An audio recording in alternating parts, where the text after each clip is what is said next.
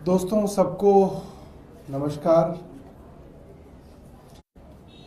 हमने सुबह प्रेस वार्ता करके बताया एक घिसा पिटा सड़ा गला मामला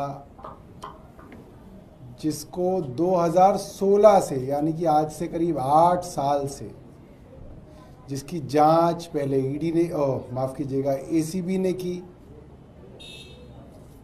उसके अंदर कुछ निकला नहीं। ज़बरदस्ती एसीबी ने गिरफ्तारी की। जब गिरफ्तारी की तो भी खूब ड्रामेबाजी की, खूब वीडियो बनाए, खूब टीवी पे चलवाया कि अमानतुल्लाह खान गिरफ्तार हो गए। और मात भी हो गई। वहां भी ये बात साफ है कि कोई पैसे का लेन देन नहीं हुआ, कोई भ्रष्टाचार नहीं हुआ, नौकरी के एवज में कोई भी जो है इस तरीके का बेनिफिट नहीं दिया गया, साफ है। अब उसी मामले को अब तीसरी एजेंसी को ईडी को दे दिया गया। अब सवाल यह है कि ईडी को क्यों दिया गया। आपको याद होगा कुछ महीनों पहले ईडी ने अमानत भाई के यहाँ 3 कमरों का फ्लैट है उनका, ओखला में 3 कमरों का, उसके ऊपर छापा मारा, छानबीन करी, फिर उनको बुलाया, सुबह बुलाया, रात को 11 बजे तक पूछताछ की, और उसके बाद कई महीनों तक कुछ नहीं था क्योंकि कुछ है नहीं। अब उस मामले में जिसमें एसीबी को कुछ नहीं मिला, सीबीआई को कुछ नहीं मिला, उसके अंदर ईडी ने prevention of money laundering act के अंदर अमानतुल्लाह खान साहब को अरेस्ट कर लिया। सीधे तौर पे यह दिखाता है कि केंद्र सरकार का एक ही उद्देश्य था, किसी तरीके से आम आदमी पार्टी से जुड़े हुए विधायक हों, मंत्री हों, मुख्यमंत्री हों, उनको अरेस्ट किया जाए। और इसीलिए पीएमएलए में उनको अरेस्ट कर लिया गया। क्यों कर लिया गया? क्योंकि पीएमएलए के प्रावधान इतने कठोर हैं कि भाई एक बार अरेस्ट हो गए तो कई महीने लगेंगे। मैंने आपको सुबह भी बताया था, आप पहले लोअर कोर्ट में जाएंगे, उनकी हिम्मत नहीं है देने की आजकल बेल बार बार कही जा रही है, वो दे ही नहीं पा रहे हैं बेल।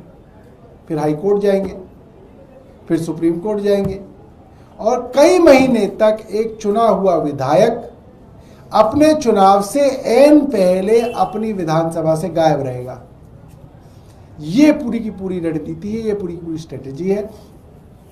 छल से, कपट से, धोखे से किसी तरीके से आम आदमी पार्टी के विधायकों को, मंत्रियों को, उप मुख्यमंत्री को, मंत्री को गिरफ्तार करने की साजिश चल रही है। मगर बड़ी बात यह है कि अब इनका ये जो गुब्बारा था, जो इनका ये बबल था, उसमें से अब हवा निकलनी शुरू हो गई है।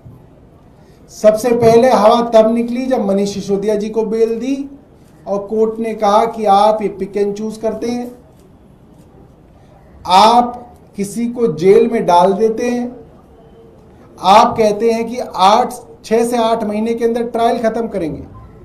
मनीष सिसोदिया जी को जब बेल डिनाई हुई सुप्रीम कोर्ट में, तब 30 अक्टूबर को ईडी के वकील ने कहा था कि हम 6 से 8 महीने में पूरी ट्रायल, पूरा मुकदमा खत्म कर देंगे। सोचिए, अक्टूबर के बाद नवंबर, दिसंबर और 8 महीने ये हो गए, 10 महीने हो चुके हैं, अभी तक ट्रायल शुरू भी नहीं हुआ।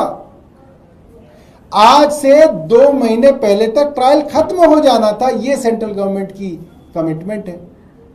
350 गवाह अभी आपको जो है उनको कोर्ट के अंदर गवाही देनी है, फिर उनकी क्रॉस एग्जामिनेशन होनी है, फिर 50,000 पन्ने के जो सो कॉल्ड एविडेंस है उसके ऊपर बहस होनी है, क्रॉस एग्जामिनेशन होनी है। तो कैसे होगा?